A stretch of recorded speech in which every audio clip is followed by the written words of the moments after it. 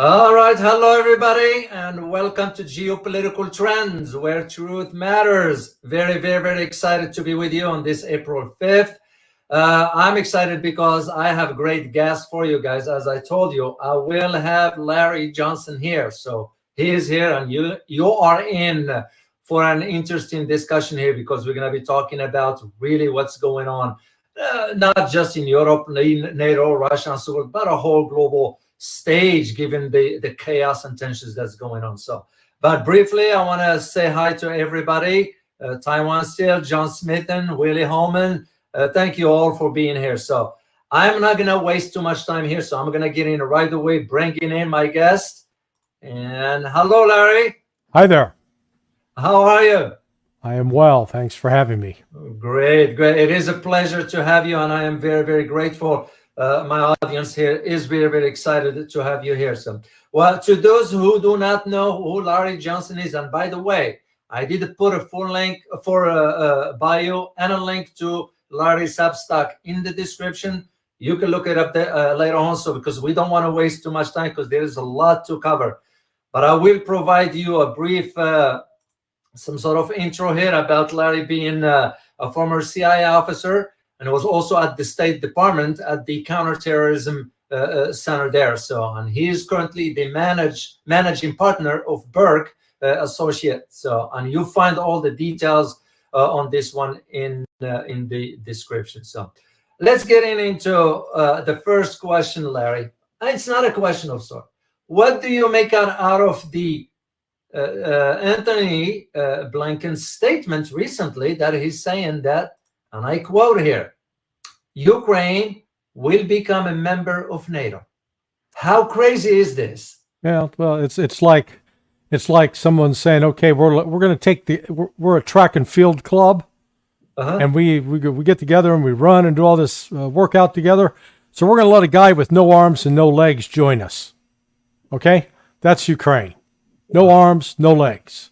Now, maybe you can put on some prosthetics, but they're still not going to be able to move like everybody else. This is one of these desperate gestures on the eve of Ukraine's collapse. The United States doesn't have any, offering up to bring Ukraine into NATO would expand the war into NATO. And NATO's not in a position to be able to fight Russia, despite all their tough talk. They don't have the industrial base. They don't have the military base. They don't have look at the U.S. military. U.S. Army right now is calling back retirees because they can't fill the ranks. They're not recruiting enough. And the reason they're not recruiting enough is their primary recruiting base, which are conservative families that live in the South that are predominantly Caucasian. I don't like to use the term white because, last time I checked my skin color, white is, it's not white, it's pink, some other color, but that's that whole racial DEI, diversity, equity, and equality, has penetrated it. And the guys aren't signing up. So, this is such a dumb move by Blinken, but he hasn't distinguished himself as being a particularly bright fellow anyway. Yeah, I was kind of very, very shocked and surprised that someone holding that position of a Secretary of State, you will think there will be some well-measured statements, but a guy doesn't know right from wrong. So anyway, but what also triggers my mind, Larry, is about also the statement by Jan Stoltenberg, by stating that NATO now is going to have to allocate $100 billion for the next 5 years. Is this an indication for the extension of the conflict? No. Well, NATO is not dictating how long this conflict is going to go on. Yeah. NATO, they can go ahead and allocate $100 billion for $500 billion over the next 5 years. Good. But, the war is going to be over by then. It may be over by the end of the summer at the latest. Yeah. Ukraine is in the process of collapsing militarily, and they don't have an answer for it. So there's unless Russia blows itself up, this is heading towards a predetermined end. Yeah. It's like if you drive your car off a cliff And once you're off that cliff and you're falling towards the bottom, you can come up with all sorts of plans. Oh, I'm going to steer left. I'm going to steer right. Oh no, I'm going to jump out. You're going to crash. Okay? It doesn't matter what you decide. Once you're off that cliff, gravity's taken over, you're going to crash. That's the situation that Ukraine is in right now. They're off the cliff. So, and this is why now, is this why Russia sort of, I'm sure you are aware of the recent call by the Russian President Vladimir Putin when he sort of called up about 150,000 Russian troops for recruitment. Is this an indication? No, I'm just thinking outside the box, Larry. No, I think that's disinformation that's been put out. Really? Yeah, the reality is last year, Russians were volunteering, without call-up, were volunteering at the rate of 42,000 a month. So by the end of the year, I'm not great at math, but that's almost 500,000 men, right? 480,000, 490,000 plus. Same things happened this year. In fact, the day after the Crocus City Hall, City Center terrorist attack, they had an additional large number of people immediately sign up. So, Russia's putting out a lot of different information, in part to deceive the West, deceive Ukraine. Nobody's really clear what Russia's going to ultimately do. But all I can do is look at what they are doing. And so what they have done, particularly in the last 3 months, once they took the city center of Avdiivka, so that is south of, if I recall correctly, south of Bakhmut.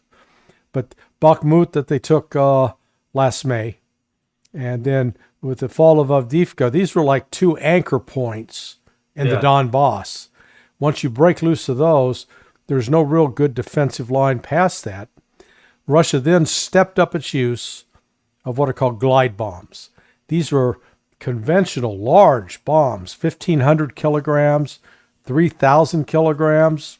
Wow. For the math challenged out there, that's a 6,000 plus pound bomb, 3 tons of explosives. And they've attached wings to them, like airplane wings. And they can drop them off of planes from 30, 40 miles away from the target, and they will glide in, but they've also got some steering mechanisms on it where they can actually accurately guide it to a particular target.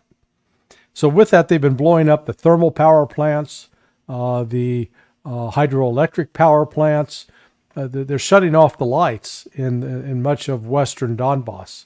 And so the Ukrainians that are living east of the Dnieper River are without electricity. And the second largest city in Ukraine, Kharkiv, the people are emptying that city because there is no electricity. So Russia stepped that up. They've stepped up the artillery, and they're pushing all along this 600-700 mile front. They're not just hitting in one location. And Ukraine don't have concentrations of reserves, of troop reserves, that they can put them here, put them there. They're like a guy that's been a drunk in a bar that's gotten into a fight. He's been hit so many times, he doesn't know where the next punch is coming from. And the Russians are just tattooing him. Yeah, because I was surprised. I admit, I was surprised when I read the article. And I was like, what the heck? Why will Russia be calling up, knowing the size of their army? Right. And it didn't dawn on me that, that's just... But speaking of Kharkiv, I'm just thinking out loud here. Could it be the next step for Russia to take over? Yeah. Well, I think, Russia's got lots of options. They can either attack the cities directly. I don't think they're going to do that. I think they're probably calculating all they need to do is surround the city, cut it off from resupply, and they'll ultimately it will surrender. It doesn't have some of the advantages that, say, Leningrad did during World War II when it was surrounded by the Germans. They at least had the lake they could drive back and forth across to resupply. Limited supplies, but they nonetheless kept them supplied. You cut off Kharkiv, they don't have that as an option. Russia very well could use those 3,000 kilogram bombs we talked about to blow up the bridges over the Dnieper River.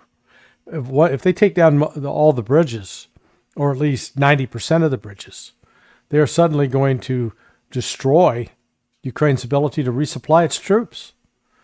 Food, ammunition. Yeah. They don't have stockpiles of that sitting in the east of the River Dnieper. That needs to be trucked in or brought in via railway. And if Russia decides to, cut them off, destroy those bridges, the line of communications are down, and the Ukrainians are completely in the toilet then. Now, is this means Kiev will be sort of on the sights for the Russians to take over? Yeah, no, I think ultimately Russia will capture Kiev because it's a Russian city. You know how we know it's a Russian city? Because Victoria Nuland, I think she was describing one of her relatives who fled Russia. Fled Russia. This was like in the early 1900s. Fled Russia. Well, they asked, well, what city did he leave from? Kiev. So it was a Russian. It wasn't fleeing Ukraine. He was fleeing Russia. So same with Anthony Blinken's relatives. Now they all came out of, quote, what we now look at as Ukraine, but they always refer to it as Russia. Interesting. I'd like to get your input, Larry, about for us here domestically at home. We all know how things are with the current administration. Hypothetically, and this is just a hypothetical, let's say Donald Trump wins the elections. We're just a hypothetical here. Mm-hmm. What would you expect his move to be towards Russia? I think he would try to reopen dialogue with Russia. I don't know if he'll be able to, though. Not so much because the Russians would refuse, but because of the political opposition that he's going to catch from all of these Democrats and some rhinos. Yeah. There's a heavy investment in going to war with Russia, and these people don't want to let up. They don't want to have normal relationships with, Russia is oftentimes portrayed in the U.S. media as an authoritarian communist state. It's not. Yeah. As undemocratic, it's not. As godless, to the contrary, it's a very religious country with the Eastern Orthodox Christian faith being the dominant faith. But with they do demonstrate an actual respect towards other religions, Judaism, Islam. So, Russia's got something that the United States doesn't. So in the United States, we like to think of ourselves as a melting pot, except, people will talk about themselves. Oh, I'm Iranian American. I'm Mexican American. I'm African American. I'm Asian American or Japanese American. You're always this other thing before you're an American. Russia, they have 190 different ethnic groups. But you don't hear them going around saying, I'm Georgian Russian. I'm Ossetian Russian. I'm English Russian. The Russian first. The reason for that is that the losses that the Russians suffered, the Russian people suffered during World War II, were so great. And it didn't affect just Russian, the Caucasians. It affected all of these other ethnic groups as well. And that because they bled for that country, they put that country first and foremost. So they're not Chechen Russian. They're Russians who happen to be Chechens. So that's the difference between the United States and there. And the U.S. just doesn't appreciate that. Wow. I'm just sort of trying to figure out, literally, out of all the years that I've been in Washington, and after I left, I'm thinking, what's wrong with our establishment? Why are they sort of fomenting these tensions with Russia and now China also? And now we're seeing the conflicts in the Middle East. Why are we just going about fomenting tensions in other parts of the world instead of focusing domestically where we have serious issues right here at home. What's driving that, Larry? Are you familiar with the story of the elephant and the rope? So someone came to this, they show up in India, and there's this gigantic elephant. And there's just this one skinny, thin rope tied around his leg, and he's not moving. And the visitor says, how can that be? That elephant's strong enough to break the rope. Well, the person who controlled the elephant explained, when that elephant was little, we chained it. We had a strong chain. And it kept that chain around its foot the entire time growing up. It could never move anywhere without us releasing that chain. So it came to associate not so much the chain, but the fact that something was around its leg. That's what kept it. It believed now that skinny rope was that chain. That's how we do Russia. We've grown up with a vision of Russia as something that it is not, and yet educated people who go to college and major in Russian studies, they continue to create a mythical picture of Russia that, oh, they're authoritarian. Oh, Putin's a bad guy. Do you know that Putin kills his enemies? So I looked into that. There are 7 people that are listed as having been, quote, killed, not by Putin. He didn't strangle them with his hands, but that he apparently ordered their deaths. So Putin is a bad guy. 7 people. All right? How many people died at the orders of George W. Bush in Iraq? Hundreds of thousands. How many died in Afghanistan at the orders of George W. Bush? Tens of thousands. How many died in Syria at the orders of Barack Obama? Tens of thousands. So if we're going to use body counts, because Vladimir Putin doesn't have body counts like that. He hasn't ordered his soldiers anywhere other than into Ukraine. And there's a good reason why he did that, because we provoked it. The West did, not Russia. And yet, what's driving our hatred? One of the things currently is the United States hates Russia, hates Putin in particular, because Putin stopped the West from raping Russia of its resources. Well, as soon as Putin was named as the president, and then within 2 years, he called in all the oligarchs, the Russian oligarchs, and basically read them the riot act, said, hey, you guys are done ripping off this country. You're done interfering politically and then cutting these deals with all your foreign partners. It's over. Either you're going to do it my way or going to jail. Some of them went to jail. Mikhail Khodorkovsky is one. Yeah, I actually was hired in the late early 2000s by one of the lobbying firms in Washington to try to work on the Khodorkovsky case back then. So, I mean, it was one example. But once Putin did that, he cut off the West from oil, gas, uranium, gold, other precious metals, rare earth minerals, nickel, aluminum. I mean, Russia's the most resource-rich country in the world, and the United States and the West wanted it for themselves. And when they lost out on that, that was problem number 1. Problem number 2, it is cultural. It is religious. Yeah. They're against the Eastern Orthodox Christian faith maintains that God created man and woman, that there's not transgender, that homosexuality is not blessed and ordained by God, and that a heterosexual family is how God ordained man and woman to live together. The Russians are very upfront about that. About it, yeah. Well, you can imagine how that goes over in the woke West. He's he's homophobic, he's transphobic. And you know what? The Russians don't care. And so I think that's another thing driving the propaganda narrative against Russia here.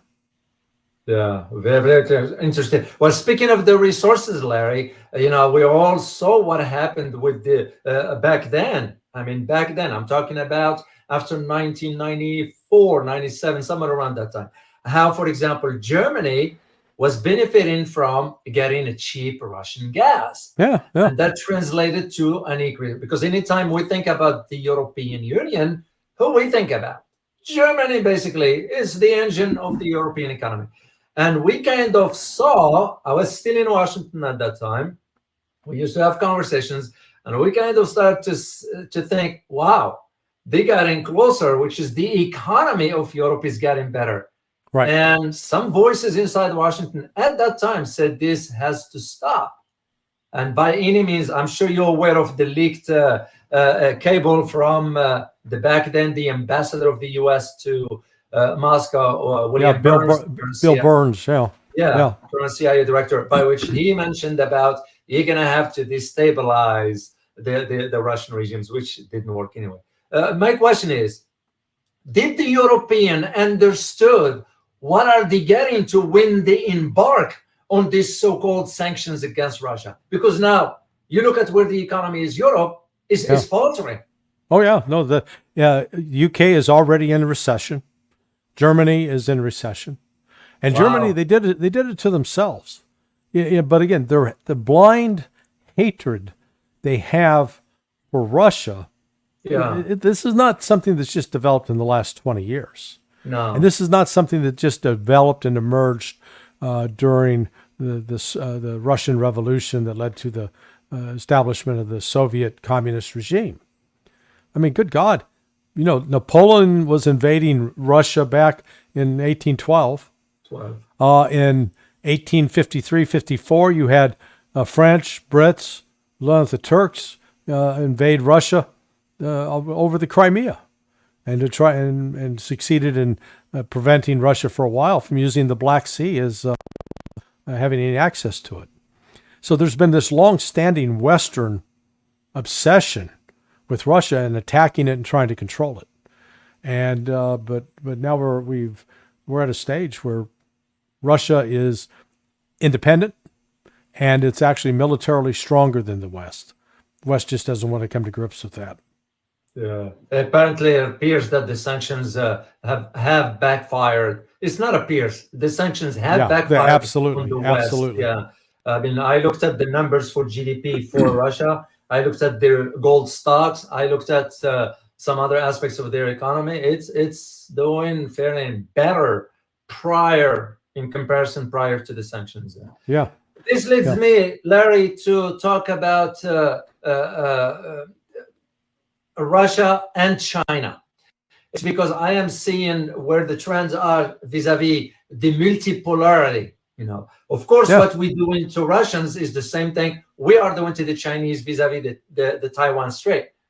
Where do you see this is moving forward regarding the bilateral relations between China and Russia, and how that's going to counter any approach by the West? Well, go back 52 years when Richard Nixon traveled to Beijing and first met with Zhou Enlai and then Mao Zedong. And what they agreed upon at that time, the one China policy. And what was the one China policy? The United States accepted that Taiwan is part of China. Okay? That's what we agreed to 52 years ago. Our policy from that point forward was to divide China and Russia, to keep them as more enemies or adversaries, and to split them. That was our policy goal. Well, now what did we do with this? Our reaction to Russia and its invasion of Ukraine after 10 years of provocation by NATO and Western countries? Well, we tried to isolate Russia, except Russia has everything it needs to survive. But more importantly, it has minerals and resources that China needs. And so all of a sudden, we succeeded in bringing China and Russia together in a partnership that is economic, that is social, and that I believe is also military. And we've united them in a way that they've never been united. Now, I'm always fascinated by the West's discussion of China and Russia. They're both imperial powers. They're seeking to take over the world. Really? Okay. Name me one country that China has invaded since 1979. Sort of a trick question. Well, there is one country. That was Vietnam. And the reason they invaded Vietnam in 79 was because Vietnam had invaded Cambodia. Yeah. Chinese were coming in to fight on behalf of the Cambodian people, and the Vietnamese kicked their ass. Okay? So that's not exactly what you'd call a sterling record of imperial power. Yeah. Well, how about Russia? Look at all of the colonies that Russia had in Africa. Oh, that's right, they didn't have any. Well, what about those colonies in Central and South America? Oh, ditto there, none. So all of a sudden, the only country that since 1991, until the Ukraine invasion, the only other country where Russia had been engaged militarily without the permission of the host government, key difference, was the 2008 when they were attacked by the Georgians. At our behest. And they beat them. The Russians have been in Syria, but they were invited in by the Syrians, and that pissed us off too, because the United States, United Kingdom were trying their best to overthrow the government of Bashar al-Assad, and we were arming radical Salafists, radical Muslims, in the process to do that. And Russia, who's always fought against Muslim extremism, they've never made deals. They're not like the West. We'll hop into bed with anybody. I mean, my God, remember back in how Ronald Reagan and we're fighting those terrorists in Iran? Yeah. From 1981 until like the whole Iran-Contra business blew up for 7 years, even though Iran was considered a terrorist state, even though Iran had carried out terrorist activities against the United States, the United States was supplying weapons to Iran. We're also supplying weapons to Iraq. In fact, we encouraged both those countries to kill each other. We were masters of mayhem. And that's, it's not just the 80s. We can go back to the beginning of the CIA in the 1948.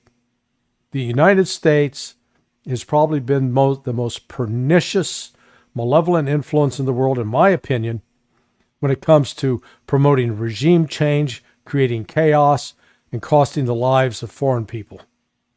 Yeah. Well, how can I forget, for example, what the CIA did back in 1949 for the Italian elections? We rigged them. And the argument was, well, if we didn't do it, there will never be elections again. No, you don't rig another country's elections. Let people choose whatever they want. So you're absolutely correct, Larry. The record and the history is not good on that aspect. I want to go back quickly to your point about Georgia, because I remember when I wrote my book about Russia, The Dynamics of Russia, Geopolitics, Remaking the Global Order, I argued this particular point. Why? It's because the West was telling Saakashvili at that time, Mikhail Saakashvili, just go ahead and fight the Russians. Yeah. And we will come and support you. And he was dumb enough to go ahead and send the troop to Abkhazia and South Ossetia. And what Russia ended up doing, sending his troop, it took over within a week and a half. And Saakashvili reached out to NATO by saying, hey, guys, are you coming to help me out? Once the first shot was fired, NATO said, what are you, out of your mind? Do you want us to fight a nuclear Russia? Yeah. And this is the reason I'm bringing this up, Larry, is to highlight how come Europeans didn't learn from this part of history? How come Ukraine itself didn't learn from this? Yeah, well, I spent 23 years scripting terrorism exercises for U.S. military special operations forces. And they're called 0300, 0400 exercises. And at the end of each exercise, you always have a hot wash. Lessons learned, where you're supposed to learn lessons. Nobody ever learned a damn thing. There was never any learning going on. And this same applies to these countries. They don't pay attention. They just, it's almost like they're watching an episode of some HBO series. And they just keep jumping from without remembering necessarily what happened the previous season. Wow. And so this is, the fact that the United States and NATO have got themselves in a position where they literally thought that they had trained the Ukrainian military up to a point that it was a adequate proxy that it had a likely chance of defeating the Russians. That it would defeat them. That the Russian military was so weak, so poorly led, filled with convicts, and it's all a lie.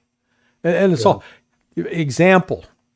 You know how many tanks the United States can build a year right now? M1 Abrams? 12. Oh, excuse me, 125. Take that back. Wow. So it comes out about 10 a month. That's it? Do you know how many Russia's producing per month? 100 plus. Okay? They outpace us by a factor of 10 when it comes to producing tanks. Hey, how many hypersonic missiles do we have? Zero. None that are workable anyway. How many does Russia have? 3 at least. So, just run down the capabilities list. The Russians last year, the current strength of the U.S. Army is about 475,000. Last year, the Russians recruited 500,000 new recruits. So they've already, the new recruits, they're larger than our army. What are we thinking about? Wow.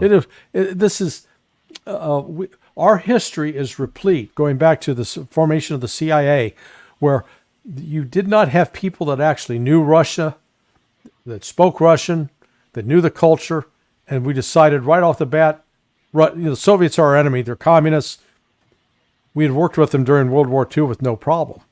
And what the United States did was this quick pivot where the intelligence organization started with Army intelligence, but then they dumped it off on the CIA, was recruiting former Nazi SS people as U.S. spies.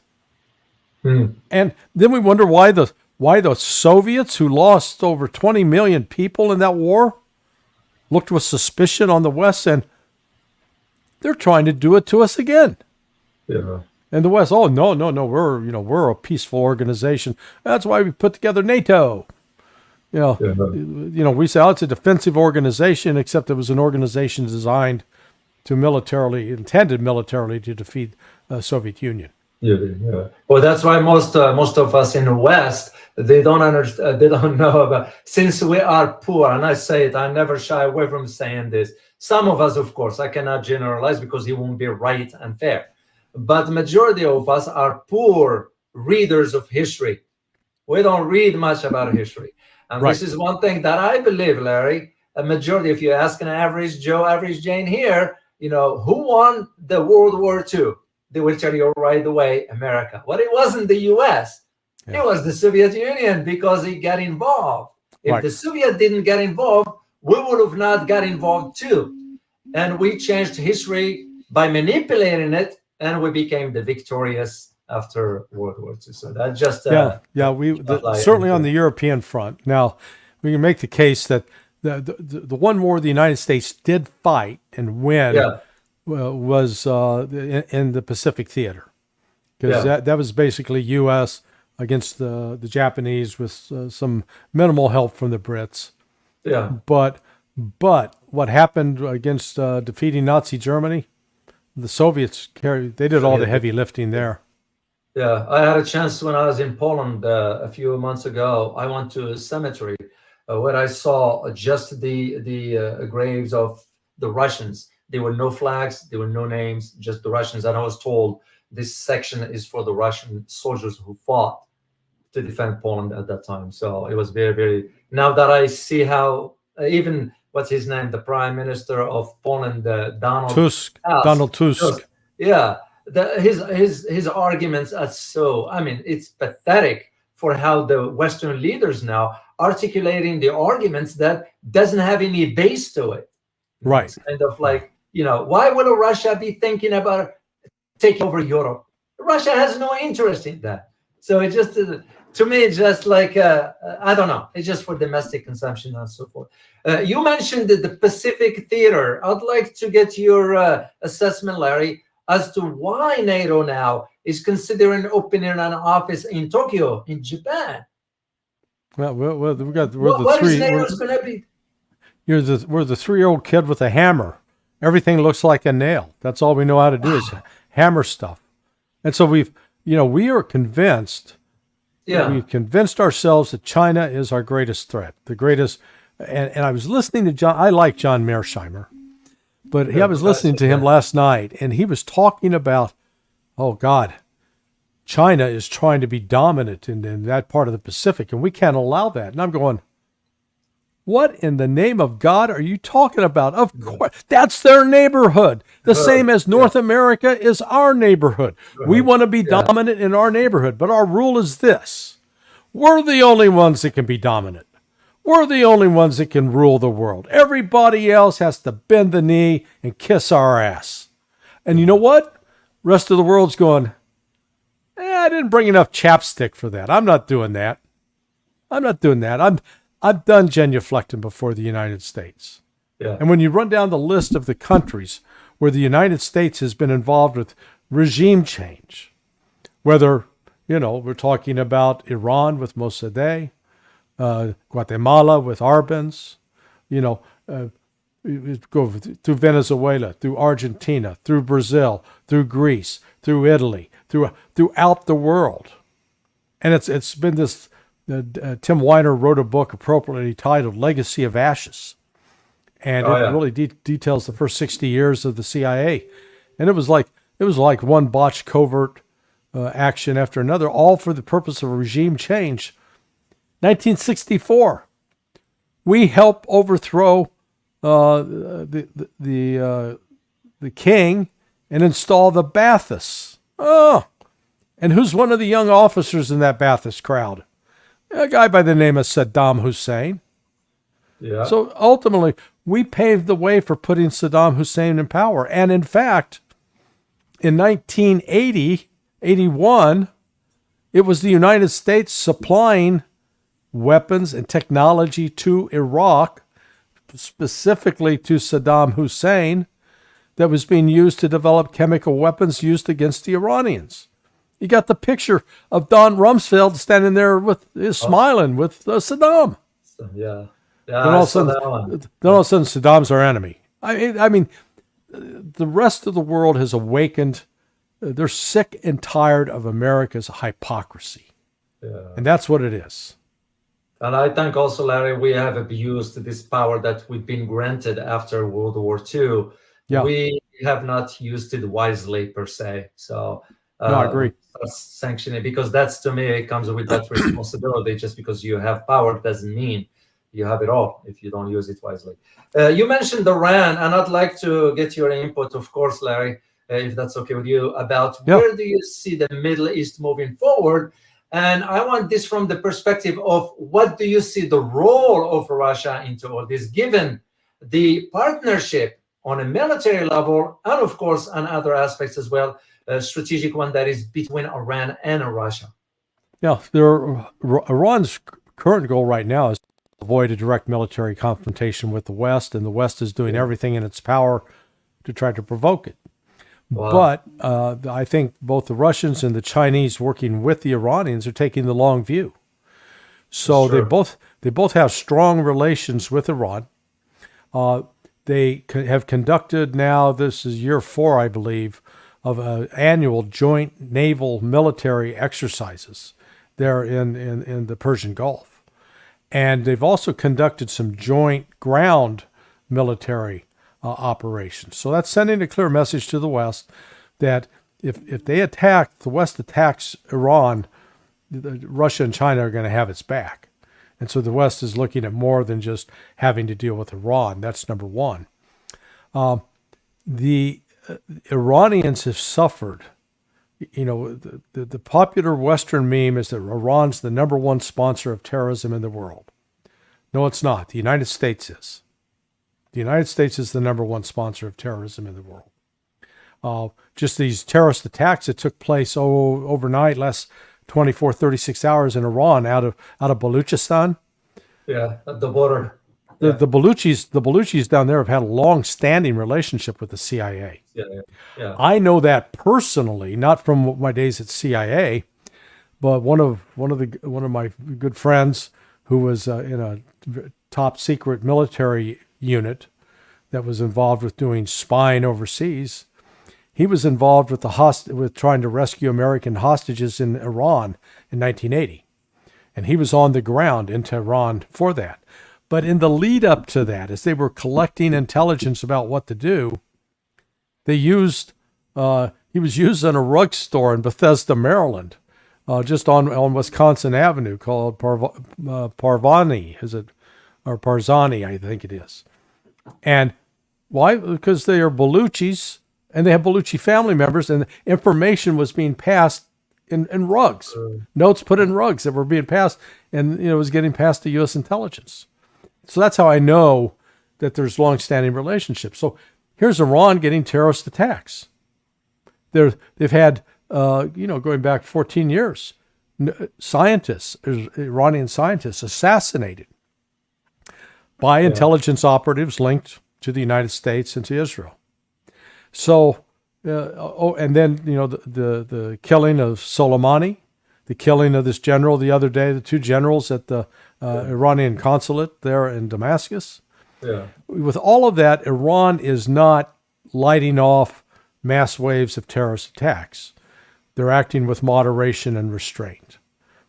And, I think they're going on more that we're going to give the West enough rope to hang itself and let it hang itself. Yeah. Because the United States has already demonstrated, we can talk tough about what we're going to do to Iran. Hell, we can't even stop the Houthis. Okay, that's true. I mean, that's true. We've been bombing the Houthis back to the Stone Age for 4 months, going on 5 months, and the Houthis, like the Energizer Bunny, man, keeps on going, not stopping. Yeah, well, actually, we did ask Iran to intervene by talking to them too. Please make them stop. Can you help us out? Which is very embarrassing in a way that here's you dealing with a group that's using a $2,000 drone versus us launching $1 million missile, which is just the optics of it on the international stage is very, very, very bad for. Right. But could it be, Larry, that the reason why Iran is holding off on retaliating against Israel is because they didn't want to sort of the conflict become a regional one? Could there be a reason for why? Well, I think that they're not going to just do something in a moment of emotion and outrage. Yeah, they're going to find a way to really hurt Israel and really hurt the United States. I believe that, and it's not like we haven't asked for it, But there, I guess 6 months ago, I worried that the United States was going to get embroiled militarily beyond what it is in the Middle East. I don't think that's a concern now. Yeah, we talk about it, but the election year has created such a dynamic in the United States that it would be absolute. It's already hurting Biden, and to further to go into the, actual war with Iran, just like with the Houthis, you come out looking weak. You talk, we're gonna punch you in the nose and stop you. Well, you're not stopping them. Yeah. So I think the immediate move for Iran will be they had exercised some restraint over the last since that attack on that one U.S. base in Syria, just across the border from Jordan, or they hit the base in Jordan. Excuse me. Yeah. Is that the Tanif base? Tanif is in Syria. The base that's I think it was called Two Towers base. Well, there are some. I found out that there are some. Actually, part of it is also on the Jordanian territory. The Jordanian government didn't want to disclose that because they didn't want the Jordanian people to find out that there is a U.S. presence on their soil without their consent. Well, right, and that base, its primary reason was a logistics hub for U.S. forces that were moving in and out of Syria. They would because to get into Syria, how are you going to get them there? It's not like you can fly into Damascus and then hi to the Syrian officials. Here's our passport. Yeah, we're going to go out here and we're going to be fighting against you. That doesn't work that way. Yeah. So they go into Jordan, and then Jordan sneaks them across the border. Then they get into those bases. I see Iran moving to shut all those bases down and make the U.S. pay a pretty high price if they decide to stay. Yeah. Because already, to my knowledge, which I got some info this morning, that Israel is already shutting down or evacuating some of its embassy people from around the world. So they are getting up into some. The odd thing here is I don't think Iran is going to retaliate by hitting embassies and consulates. If you watched the UN Security Council meeting the other day that convened on this, it was like watching upside down world. Here you had the Iranian representative to the United Nations complaining about the violation of Iranian sovereignty by this attack on a diplomatic facility. And at the same time, you had the U.S. representative saying, it's no big deal. This is, they're overreacting. Basically, it doesn't matter if you attack a diplomatic facility. Well, I remember 1979. And back then, when the Iranian students took over the U.S. Embassy in Tehran, you can be sure that the United States gave a damn about the sanctity of a diplomatic facility. Absolutely. And it was the Iranians who didn't care. So now we just watch, they swapped roles.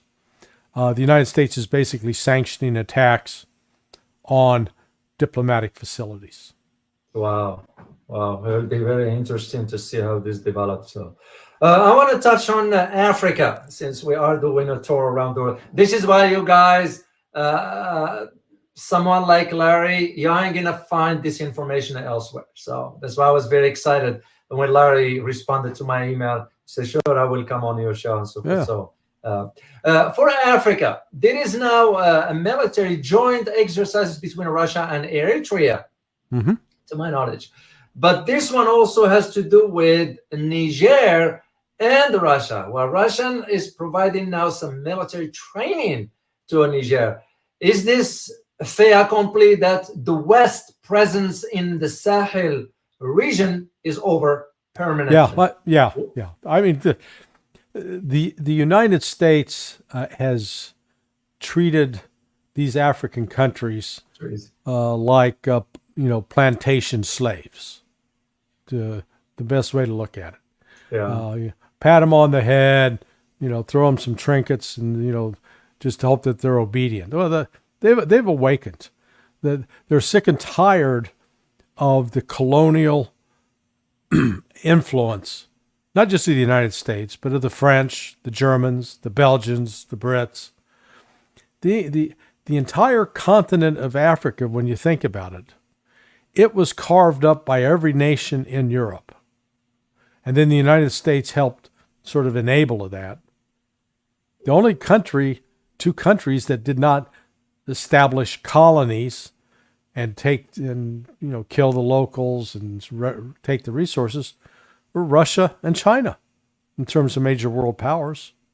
Yeah. So and in fact, during the entire Soviet Union, the Soviets were regularly bringing Africans into Moscow State University, Patrice Lumumba University, the schools in Moscow where they received first-class educations, not indoctrinations, but actual educations.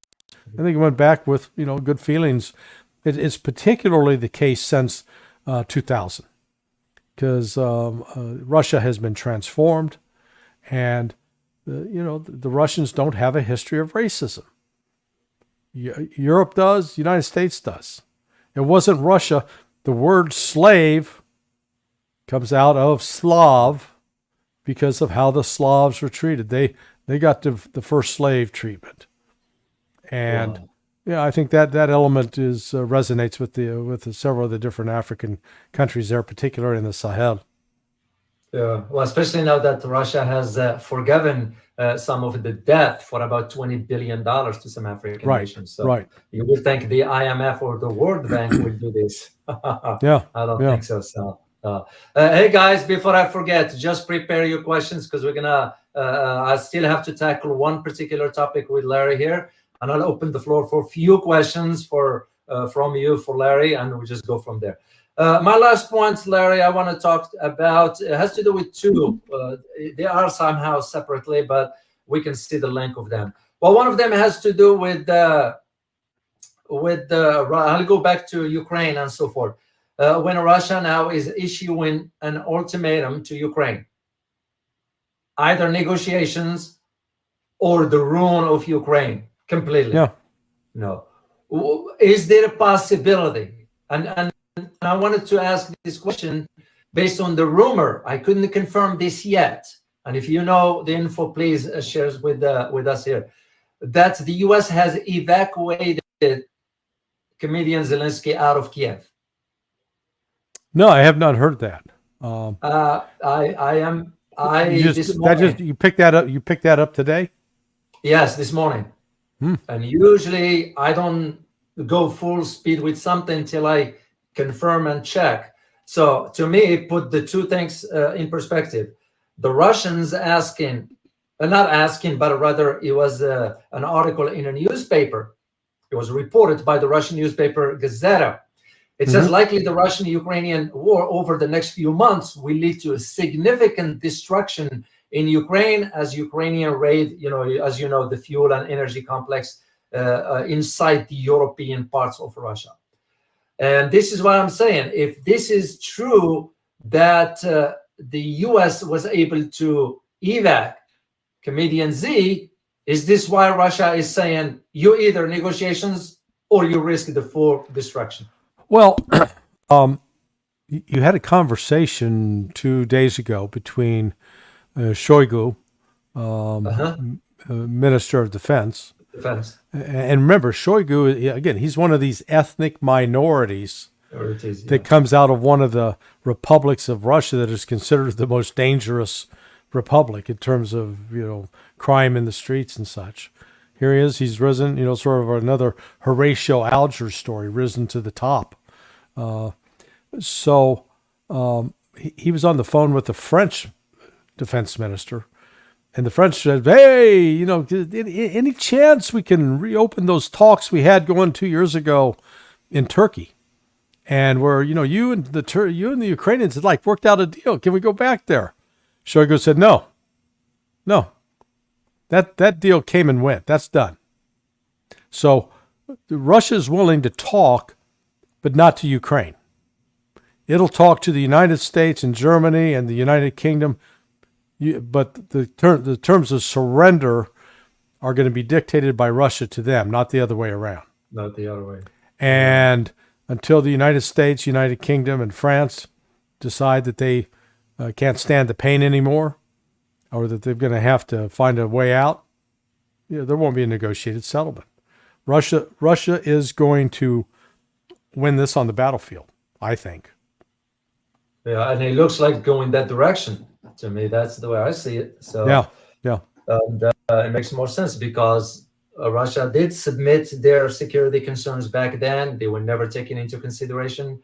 They did sit down with the Ukrainians. It was still, what's his name? The former Prime Minister of England, the idiot Boris Johnson, won over and forced Ukraine not to enter into that agreement. Well, it wasn't just Boris. The testimony that came out, and that's like 4 months ago, where you had two of the Ukrainian negotiators, the Naftali Bennett, I think the Israeli who was involved, contributed to it, and these two German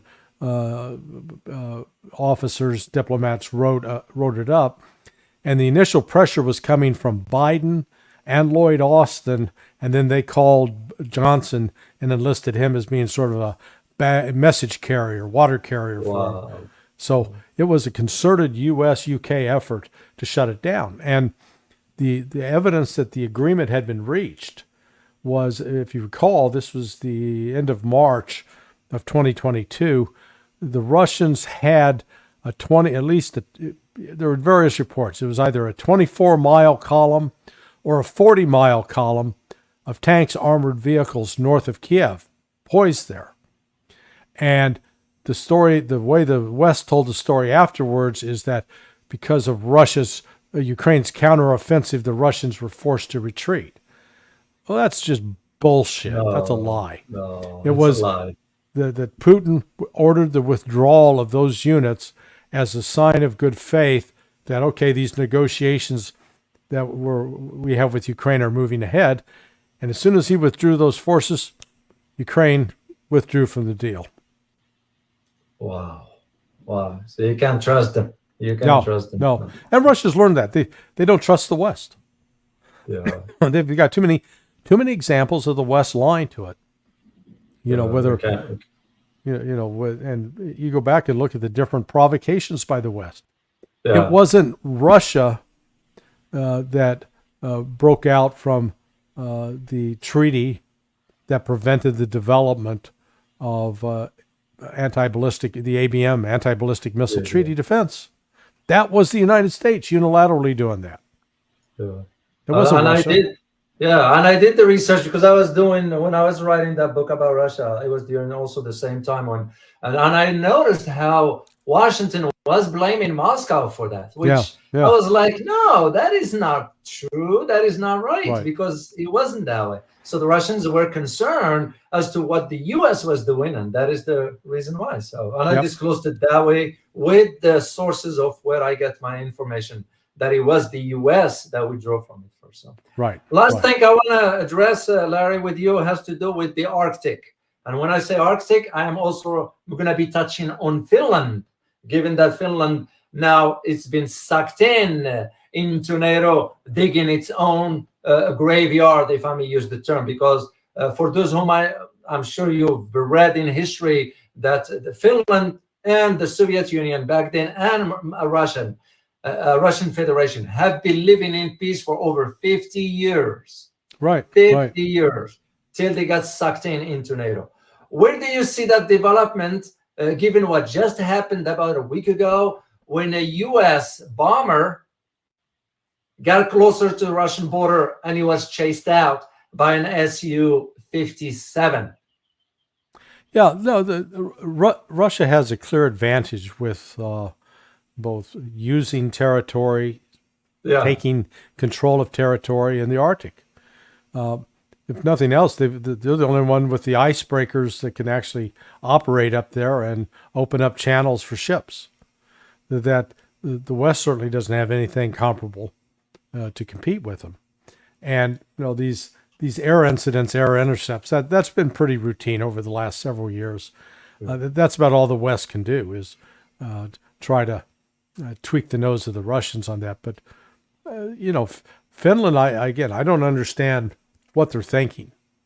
They're making just a really colossal error with respect to because Russia is it's reestablishing itself as actually a more capable, competent superpower than it was during the height of the Cold War. Very, very interesting.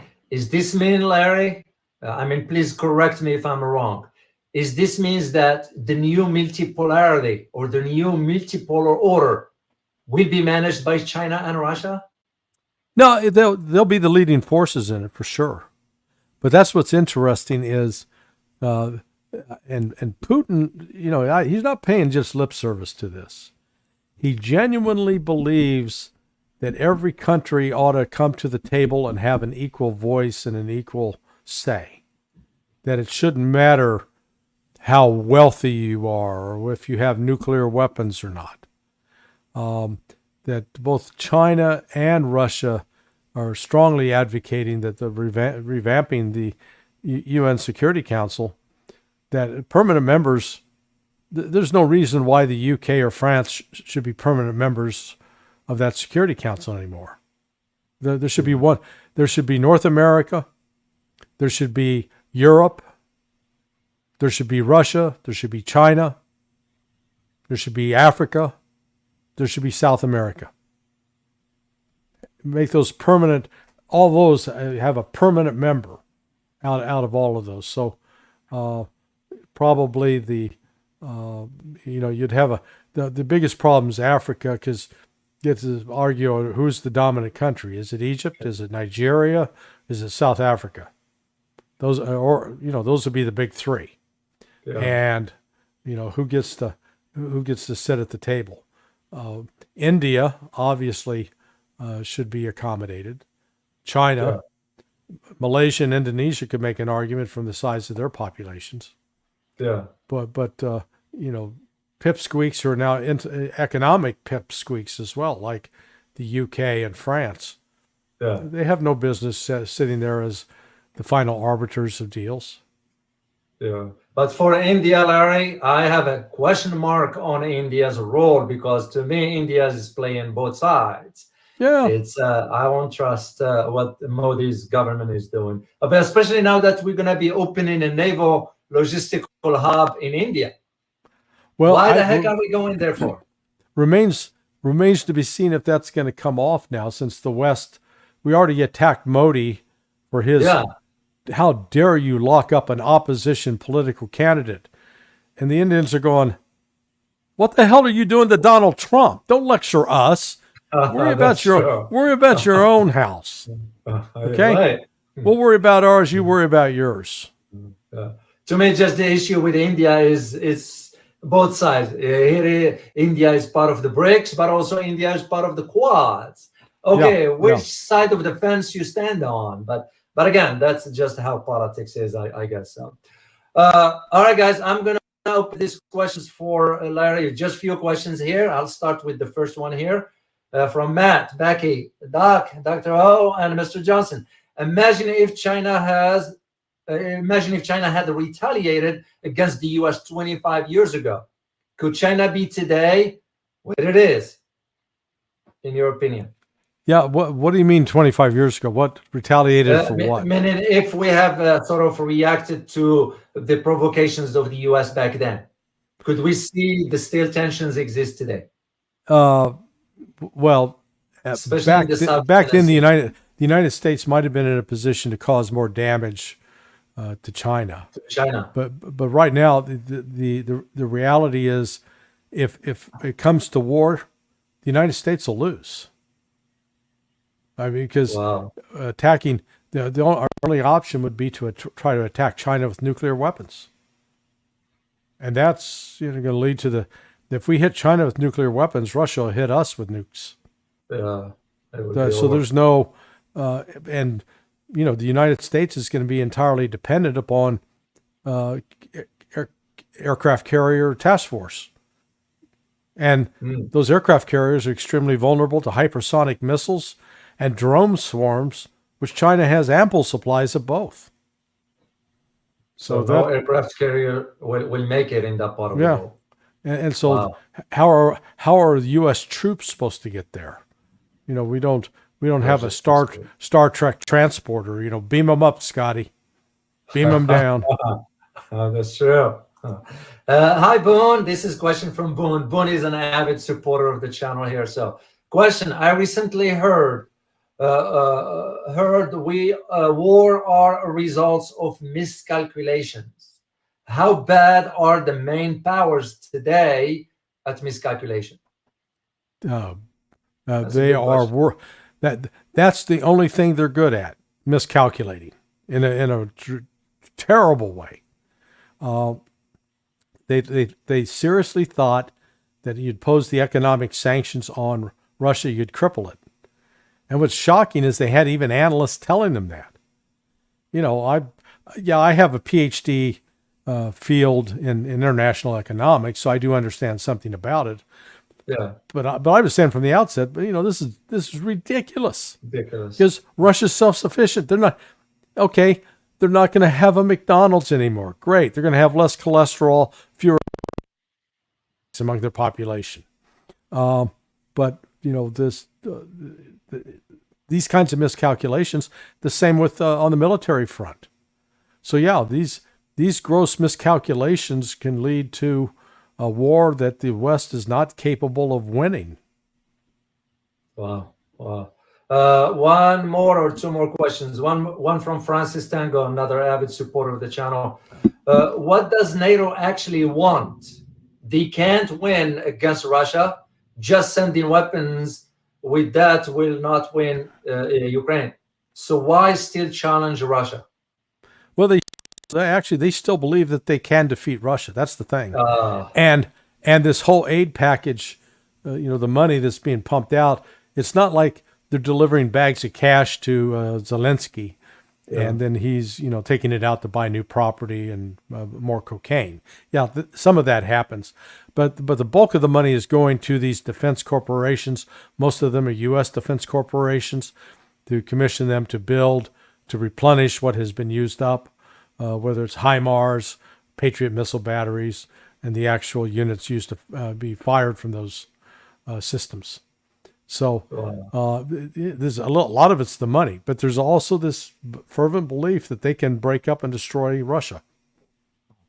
Which would never happen, yeah. So, Larry, where can my viewers find you? So just come, I'm at sonar21.com, and there I have links also to Patreon or Substack if people prefer those. Here's the link to your Substack here. Yes, guys, check it out because Larry writes over there, and I've read some stuff. So, and YouTube too, Larry. You do have your YouTube. Right? Yeah, I've got both YouTube, BitChute, and Rumble channels, and as well as. You guys check out Larry's YouTube channel and check out his Rumble, the R that is. Did you know, Larry, that YouTube now doesn't like that word anymore? The R. Yeah. Oh, yeah. If you mention that one, they'll reduce your viewership, which is sad. It's very, very sad. So, well, Larry, I can't thank you enough. Truly, truly appreciate you being here and carving out time for us here to learn a different perspective, because we all know how Western media is manipulating the masses, intellectually speaking. So it's nice to hear a different perspective and the facts and the truth. So I'm very grateful. On behalf of the entire community, I say thank you for being here. I truly appreciate you. Thank you so much. You take care. All right. Yeah. All right, guys. I hope you find, once again, and this is not something you'll find anywhere. And trust me when I say this, because I've known Larry, I know his background, I've learned a lot. You need to hear a different perspective than the main narrative here, because the main narrative is not going to provide you the accurate information you need to have, so for you to sort of form your own conclusion. Well, what I do here in this channel, guys, I am not reaching a conclusion for you. You reach it yourself. You are now intellectually capable enough to know how to read between the lines, and you reach your conclusion. So I hope you'll find this very informative. Thank you all for the support for the channel, and I look forward to seeing you next time. As always, remember, geopolitics impact your daily life in more ways than one. Till next time, guys. Bye-bye.